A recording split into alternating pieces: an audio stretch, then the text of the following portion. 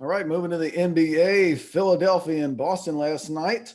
The 76ers win it 106-96. Joel Embiid, MVP type performance with 35 points, and he 9 for 19 from the floor, and he made a living at the free throw line. He was 16 for 20 there. Celtics, they got 20 from Jason Tatum. They got 17 from Jaylen Brown, Kemba Walker, Marcus Smart, and they had 14. And then there wasn't not a whole lot to speak of on the offensive side for Boston last night. Philadelphia is now tied with the Brooklyn Nets for first place in the Eastern Conference. Boston, we know how inconsistent they've been this season. They are one game under 500, tied with the New York Knicks for seventh place in the East. I drink. What'd you make of this performance last night by Philadelphia and Boston? All right, I start with Boston first.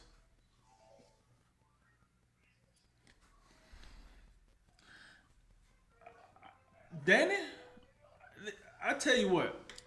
In the last couple of years, we hear about how Danny Ainge is just like this master, right? Like this Yep. dude will swindle you in deals. He draft crazy. He collect these draft picks. He's such an Yep. evil genius. Mm-hmm. And that I'm gonna be honest, that flew a couple of years ago. I mean, if you would have said that 2-3 years ago, I'm like, man, I can't argue with that. Danny Ainge be doing some things. I would, yeah, I'd agree. I'd agree with that too. By the way, But I'm looking at it now, and I don't want to steal your thunder, but if you add in what they did in free agency, okay, to their performance of this year, just this season, I'm not gonna beat them up by past, just the performance this season, coupled with what you did at the trade deadline and free agency. I gotta ask myself, hey man, what the hell are you doing, Danny? What are you doing? You're making the team worse. And don't tell me it's not Danny Ainge's fault. He the GM. He's the whatever other title he gave himself. So this is him. This ain't Brad Stevens. I'm not gonna blame this part on Brad Stevens. I got some blame for Brad Stevens, but it ain't these moves that's getting made. That's for sure. Danny Ainge actually throughout the season to me seems like he made his team worse. We have to remember Boston was a team that had a very good shot at getting James Harden. Same James Harden that's at Brooklyn going off. All right, you didn't get him. I'm not even gonna be that mad about it because we understand you got these young guys that can all stars now, and like you didn't want to trade in your young equity for even though we know what James Harden is, you just didn't want the trade off. You didn't think it was worth enough. Okay, cool. I can live with that. All right, I'm not mad at that. But then what you did after that move has equated to nothing. Zippo, zip it and zip zip. Like you went from a team that was feared in the Eastern Conference, or a team that we used to pencil into the Eastern Conference Finals when these guys was coming in the last 2 or 3 years. To if you make the playoffs, you're gonna probably be a bottom four team, and you're probably gonna get bounced in the first round. And I blame majority of that right now on Danny Ainge. Last night was a big reason. Now, before I get to last night, I think I just want to drop my 2 cents on Brad Stevens. Listen, to your point, I don't think Brad Stevens should definitely get fired this year. But when he get fired this year, I won't be surprised because I don't know. Can you say Brad Stevens is making an adjustment? Is he getting the most out of what he got? I don't know. I don't know if I can say that with 100% certainty that he's like got the bare minimum and he's pushing these guys to the brink. I mean, his team go up and down just like they record, or like it's very lethargic there in Boston right now. Very, very lethargic. Now, I'm not saying that's the reason they lost last night, but I am saying that's the reason they're one game below 500. That's exactly the reason. Because lethargic, inconsistent playing from, let's say, your big three, Brown, Tatum, and Walker. Your big three, just those three. We've been looking at this out. How many times have we talked about Boston this season? We didn't talk about them a few times. I think Boston's gotten more airtime on this show than any other NBA team. And every time, it seems like we're talking about the same thing when we're talking about Boston. Uh-huh. Inconsistent. one guy show up, the other two mail it in. Whatever the case might be. And their 5 situation, which I'm gonna let you do that because I know you got some choice words about that 5 situation. So let me transition over to 76ers. For everything bad that I got to say about the Celtics, I might say I got positive things about the 76ers. Do you remember what we were saying about Tobias Harris at this point last year? Not exactly, but I don't think we were. I don't think. I know. I said on multiple occasions Philadelphia had 4 max players, and only 2 of them were worth it. And Harris was one of them that was not worth it. It's amazing. As I watch the 76ers now, right? And I'm looking at them last night, and I do think this team could give the Brooklyn Nets a run for their money. I really do. And when we get to that point, I give my insight of why I think that. But right now, this team just defensively, they can score. They can control the pace of the game. Listen, I'm looking at Embiid last night, and we know Embiid thick in the MVP conversation this year. And I think he was the leader for the MVP before he got hurt. Could he get his way back up there? I don't know. Only the voters can tell. But he was the leader of the MVP conversation. He comes back, and then he give you more MVP numbers when he come back from his injury. Joel Embiid is playing every bit of the way that, shall I say, you wanted him to play. Shaq wanted him to play.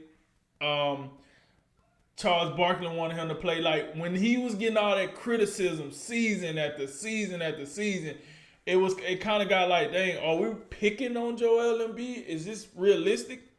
This is what we wanted. This is what we getting. No more spicy chicken sandwiches from Chick-fil-A. Now he getting them from somewhere else that's probably closer to Philly. Maybe he did change over to the cheese steaks, extra cheese. Maybe. But whatever he's doing. Can I just say, I have to thank you for putting me in the same breath as Shaq and Charles Barkley. I just want to say that. Thank you so much. I appreciate it. Listen, here's the deal. Charles Barkley and Shaq got all the fame they're going to ever need. You know what I'm saying? I got to give my boy a shout out. When he right and I can throw it in there, you know what I'm saying? We need it. They don't. You know what I'm saying? I'm just going to throw that out there. But Joel Embiid is playing just the way we want him to play. Now, we're seeing the likes of Tobias Harris showing up. We're seeing the likes of Ben Simmons. He don't really fill the bucket up, but you don't need him to fill the bucket up.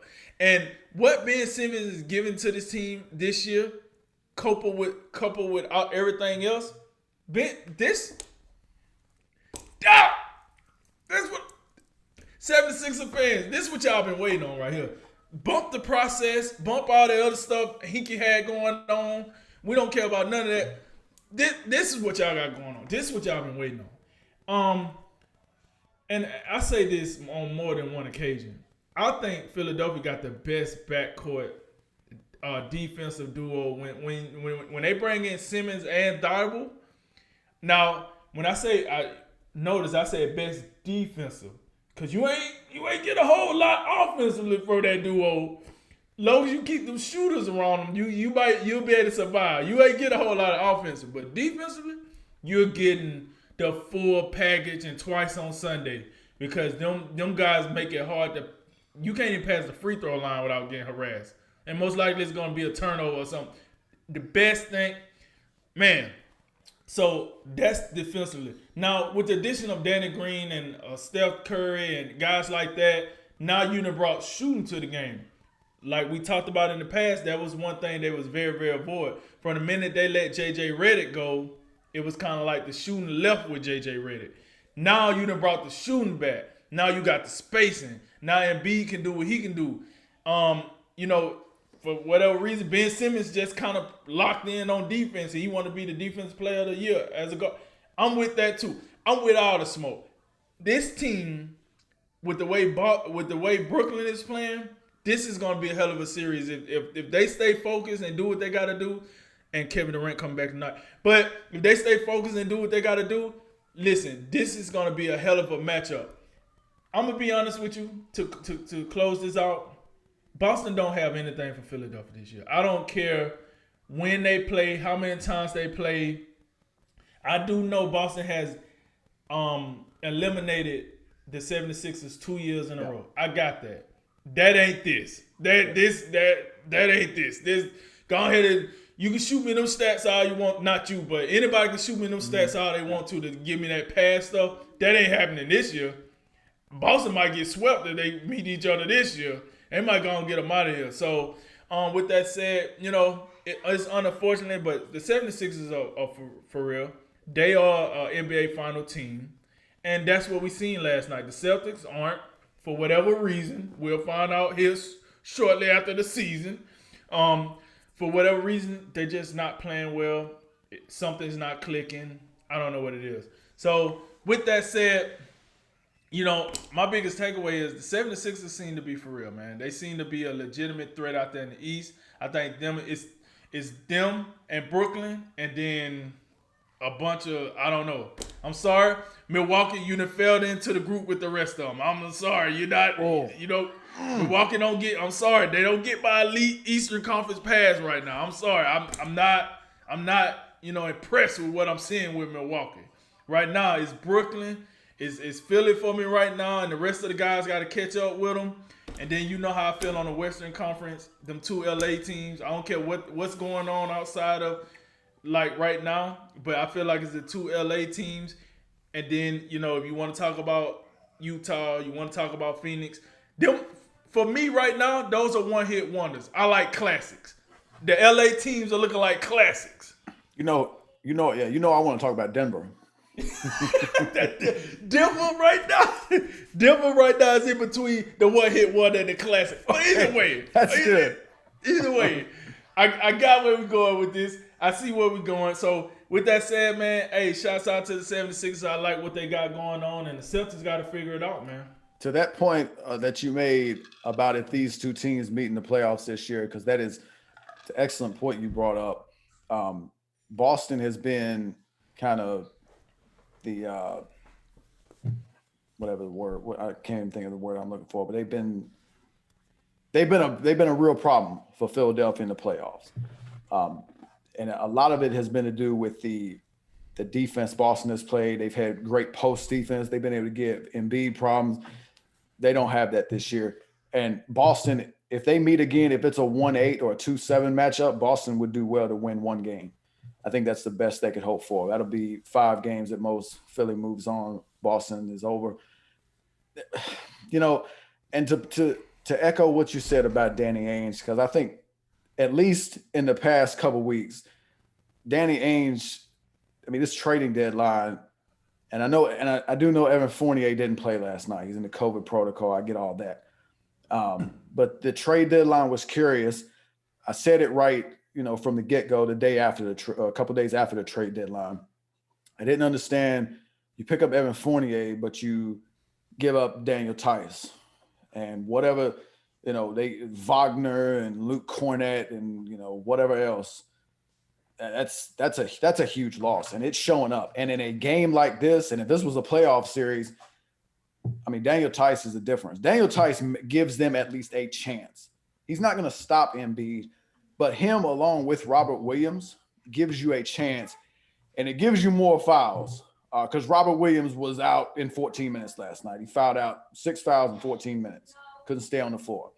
And all these other guys that Boston has that you can, try to throw at Embiid, Mo Wagner, Luke Cornett, Grant Williams, and the Taco Fall, it's not working.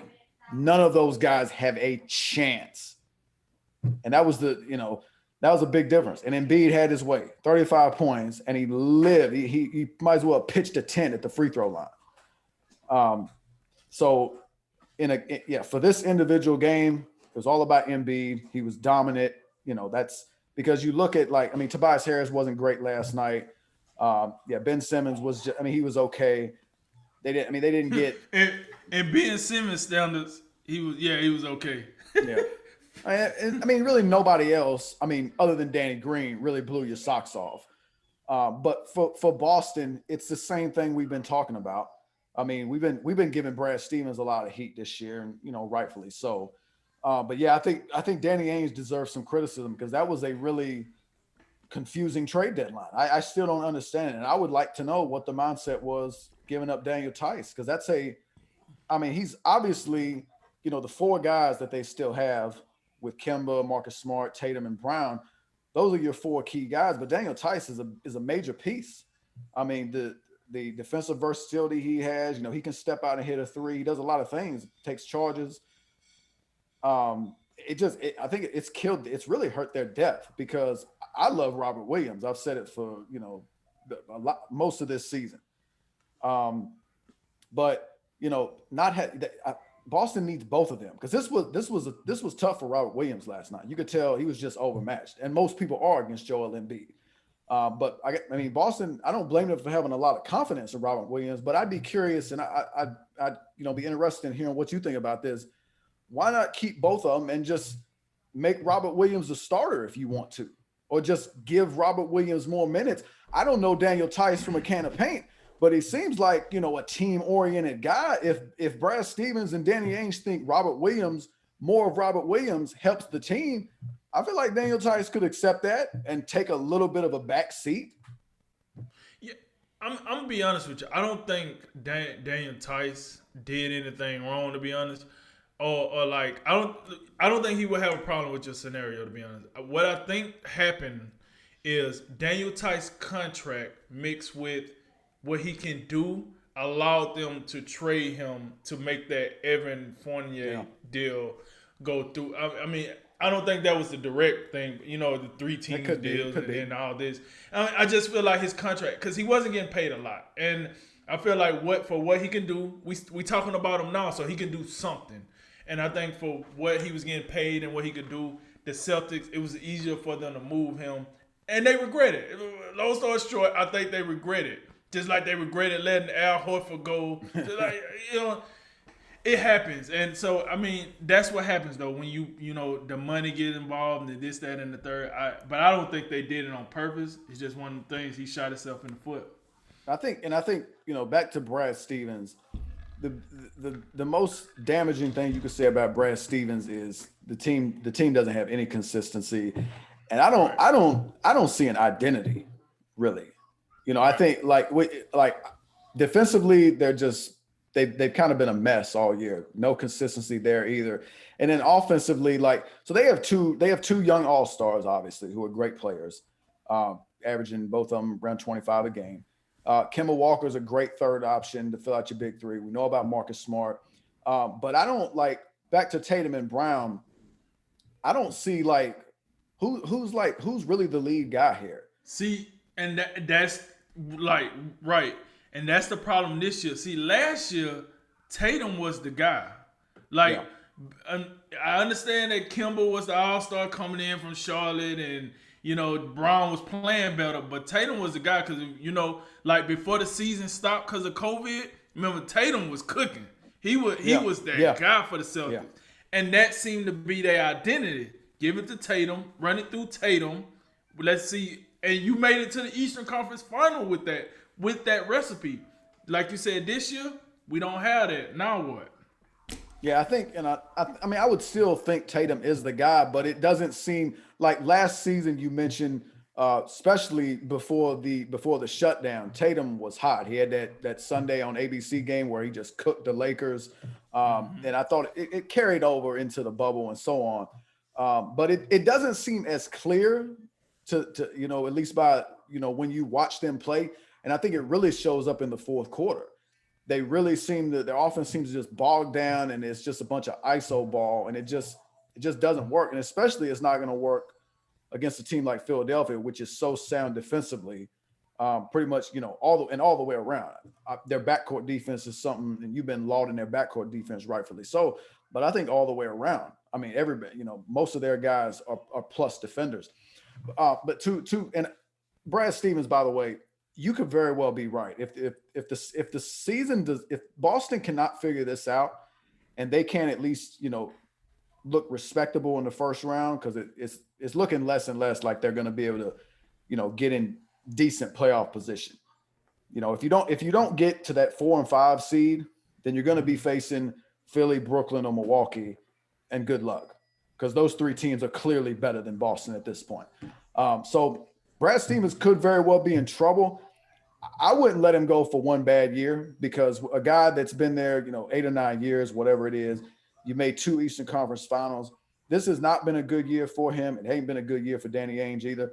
But I would give the guy a reprieve. I would for he's still to me one of the more successful and respected head coaches in the game. So, and I would challenge you, like, I don't know, I don't know where you would go next after losing Brad Stevens. I don't know if you get much. I don't know if you can immediately get better at the head coach spot if you let him go. But Philadelphia, back to Philadelphia. And the point about Brooklyn, because those are the 2 teams that look like it's going to be Eastern Conference Finals. I still think the position you take about Milwaukee, that's probably the way they prefer it. I think being under the radar helps them. I wouldn't rule them out, but if you had to put money on it, you probably take Philadelphia and Brooklyn right now for the Eastern Conference Finals. And yeah, I would not get so caught up in Brooklyn because of how Philadelphia defends. I think that's going to be a problem because I still got questions on Brooklyn's defense and another thing. And their size. And you got to understand, they went inside and signed these 2 dudes that's over the hill. They did that for a reason. Right. So, and another thing, I understand Brooklyn has, nobody has the firepower Brooklyn has with Kyrie, Harden, and KD.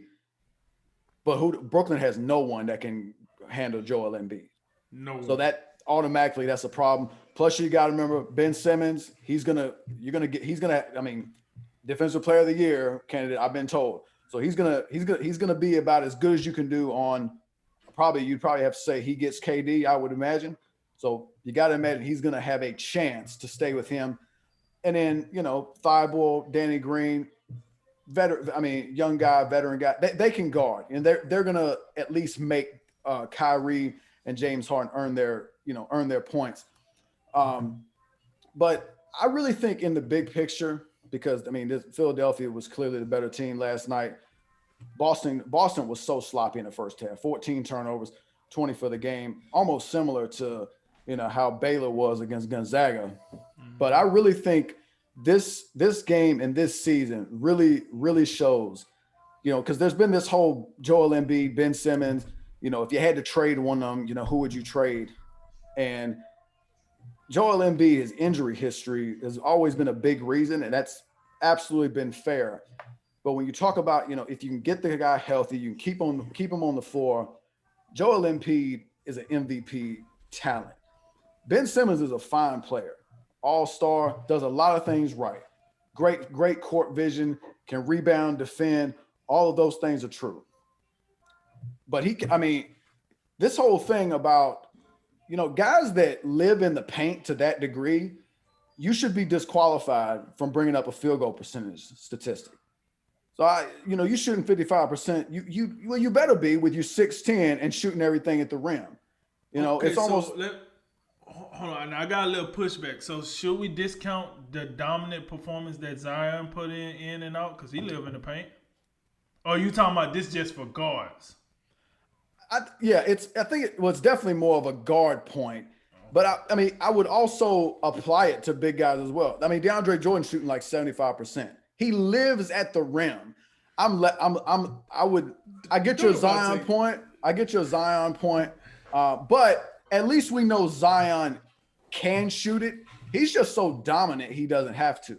We all know Ben Simmons being a quote unquote point guard, it would be beneficial if you would at least attempt a shot. He just doesn't. So that's the whole thing of like the Embiid, Ben Simmons conversation. I think this season has closed the book on that. Right. Joel Embiid, he's an MVP candidate. Ben Simmons, I think it's fair to say Ben Simmons is a clear Robin to Joel Embiid's Batman.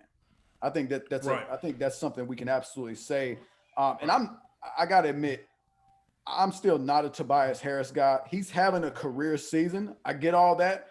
But if you look up the last 2 years in the playoffs, they some clunkers. So he's still got something to prove for me in the playoffs.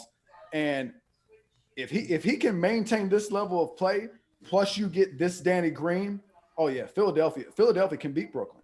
I think they can. You combine those 2 things, plus Embiid, and plus the way they defend.